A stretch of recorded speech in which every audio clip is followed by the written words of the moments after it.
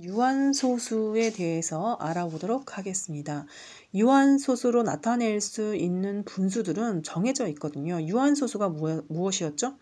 소수점 아래 0이 아닌 수가 유한계에 있는 거예요. 그래서 유한소수는 분모를 10의 거듭제곱으로 분수로 나타낼 수 있는 수를 유한소수라고 하고요.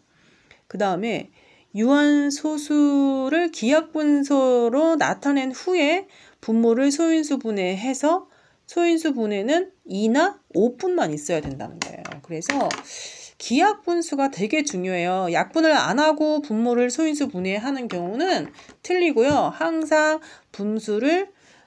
유한소수는 유한소수를 기하분수로 고치고 그것을 이제 분모를 소인수 분해하면 소인수가 2가 있거나 5가 있거나 또는 2와 5가 다 있거나 이 정도만 만족하면 우리는 유한소수가 된다는 거예요. 확인해 보면은 0.3은 분수를 고치면 10분의 3이죠. 10분의 3 자체가 기하분수이기 때문에 약분을 안 하셔도 되고 10을 소인수 분해하면은 우리 10소인수 분해할 줄 알잖아요. 2 곱하기 5가 되는 거예요. 그래서 분모를 찬찬히 보니까 어때요? 분모의 소인수가 2와 5가 있어요. 그러면 우리는 이걸 봐서 유한소수입니다 라고 하는 거죠. 물론 10분의 3이 유한소수라는 거 알고는 있지만 특징을 한번 만들어 보자는 거죠. 유한소수만의 특징. 1.48은 100분의 148인데 약분이 된단 말이죠. 뭘로 약분했냐면 4로 약분했어요. 4, 32, 4, 7에 28. 그러면 이제 기하분수가 됐죠? 기하분수 된 거를 가지고 25를 소인수 분해한 거죠. 5의 제곱이죠? 자, 5의 제곱이 나왔다. 분모의 소인수가 5가 나왔다. 분모의 소인수가 5만 나왔다라는 거는 유한소수가 될 수 있다는 조건에 해당되는 거죠. 자, 0.875를 보면 1000분의 875예요. 이거는 125로 약분한 거예요. 자, 1000 나누기 125는 8이고 875 나누기 125는 7이에요. 그럼 기하분수가 되었죠? 그럼 이거를 가지고 소인수분해 8만 소인수분해하면 2의 세제곱이에요. 그래서 분모의 소인수가 2가 나왔다. 그러면 우리는 이걸 봐서 이거는 유한소수입니다 라는 걸 알 수 있다는 거죠. 알겠죠? 자, 다시 설명해 보자면 분모의 소인수가 2나 5분인 기하분수는 우리는 이제 분모를 10의 거듭제곱의 꼴로 고칠 수 있다. 즉 유한소수로 나타낼 수 있다는 이제 문장을 얘기하고 있고요. 그러면 우리 예를 들어서 고치는 거 한번 해볼게요. 36분의 9야. 그러면 이거는 이제 약분을 해볼게요. 그러면 9로 약분하면 4분의 1. 그럼 4를 소인수 분해하면 2의 제곱분의 1인데 이거를 10의 거듭제곱의 특징들을 한번 살펴볼게요. 10은 소인수 분해가 2 곱하기 5고요. 100은 소인수 분해하면은 얼마죠? 2의 제곱 곱하기 5의 제곱이에요. 그죠? 1000을 소인수 분해를 여러분이 해주시면 2의 세제곱 곱하기 5의 세제곱이에요. 왜 지수법칙 배웠으니까 쉽게 알 수 있을 거예요. 뭐 소인수 분해를 직접 해도 되겠지만 지수가 똑같은 경우는 2와 5를 곱한 다음에 제곱을 하는 10의 제곱이 될 것이고 1000은 지수가 똑같을 경우는 2와 5를 곱한 다음에 10의 세제곱으로 해버리면 1000이 나옵니다. 그래서 10의 거듭제곱꼴로 고치는 것 특징 중에 하나는 2의 개수와 5의 개수가 똑같다는 거죠. 그래서 다시 돌아오면은 4분의 1을 소인수 분해를 해봤어요. 분모를. 그건 2의 제곱이에요. 그러면 2와 5가 짝꿍이 되려면 5의 제곱이 더 붙여줘야 돼요. 그래서 분모 분자에 5의 제곱을 갖다 붙여주는 거죠. 그러면 이제 2의 제곱, 5의 제곱을 이거는 100이라고 하고 5의 제곱은 25. 그래서 0.25로 바뀝니다. 이렇게 고치는 과정도 되게 중요해요. 알겠죠? 자, 또 250분의 3은 기하분수이니까 약분을 안 해도 되고요. 250을 소인수 분해를 하는 거예요. 250 소인수 분해도 잊어버릴 수 있으니까 한번 해볼게요. 50, 2, 25, 5 이렇게 나왔어요.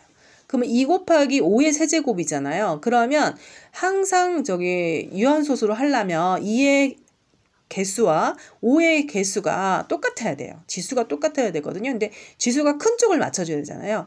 5의 세제곱이 있으니까 2의 세제곱으로 맞춰주는 거예요. 근데 2는 하나 있으니까 어떻게 하면 돼요? 2의 제곱만 분모 분자에 올려서 곱해주면은 이제 5도 3개 있고 2도 3개 있어서 2도 3개, 5도 3개는 10의 거듭제곱으로 이제 갈 수 있거든요. 그래서 모자라는 수만큼 여러분이 생각해서 곱해주면 되는 거죠. 5의 세제곱이 가장 지수가 크면 세제곱으로 이제 기준을 두어서 2의 세제곱을 만들어 볼까 해서 2는 이미 하나 있으니까 2의 제곱만 분모 분자에 곱할까? 이렇게 생각해 보는 거죠. 그럼 2의 제곱은 4고 4, 3, 12가 되는 거고 밑에 거는 2가 3개고 5가 3개면 결국 10의 세제곱인 1000이 된답니다. 그럼 1000분의 10이니까 0.012 이렇게 되는 거죠. 이렇게 보시고요. 순환소수로 나타낼 수 있는 분수의 이제 특징을 또 잡아보자면 순환소수라는 거는 유한소수가 아니라는 거예요. 분모 소수점 아래에 0이 아닌 수가 유한계가 아니라 무한계 있는 거예요. 그래서 정수환이 유리수를 첫 번째가 항상 기하분수이고요. 그거를 분모를 이제 소인수분해 했을 때 2나 5 이외의 소인수가 나온다면 이제 그때는 순환소수가 된다는 거죠.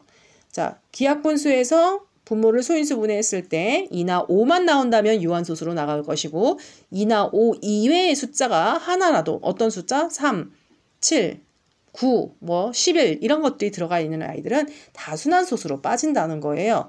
그러면 자 이거는 기하분수이죠. 네, 그러면 분모가 소인수분해가 돼 있는 상태잖아요. 2나 5 이외의 숫자가 있나요? 네, 있죠. 7. 그것 때문에 이거는 순환소수다라고 말할 수가 있다는 거죠. 자, 그것보다 더 중요한 것이 이겁니다. A분의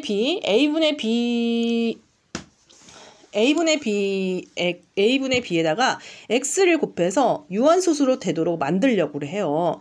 그런 수는 되게 많을 거예요. 그래서 단서가 가장 작은 자연수로 만들어 달래요. 그걸 이제 84분의 1로 지금 만들어져 있거든요. 일단 이걸 기하분수가 돼 있는 상태니까 84를 소인수분해를 하는 거예요. 84를 소인수분해 해볼까요? 2, 4, 2, 21, 3, 7. 그래서 2의 제곱 곱하기 3 곱하기 7분의 1인데 이게 유한소수가 되려면 분모의 소인수분해 했을 때 2 또는 5의 소인수분해가 2 또는 5만 있어야 되는데 지금 불순물이 나오잖아요. 3도 있고 7도 있어서 얘는 3하고 7 때문에 순환소수가 된단 말이에요. 그래서 얼마를 곱해줘야 되냐면 3도 약분이 되고 7도 약분이 되는 수. 그 숫자가 얼마일까요? 네, 21이 된다는 거죠. 그래서 21을 곱하면 이 숫자는 유한소수로 바뀔 수 있겠구나라는 걸 알겠고요. 자, 유한소수는요. 제일 중요한 거 기하분수를 해야 되고요. 그 다음에 기하분수 예를 들어서 28분의 7인데 기하분수를 안 하고 소인수분해하면 큰일 나요. 그래서 약분을 하면은 이건 4분의 1이죠. 그러면 4를 소인수분해 해보세요. 4는 2의 제곱이니까 이거는 이제 유한소수로 바꿀 수 있는 거죠. 아주 중요합니다.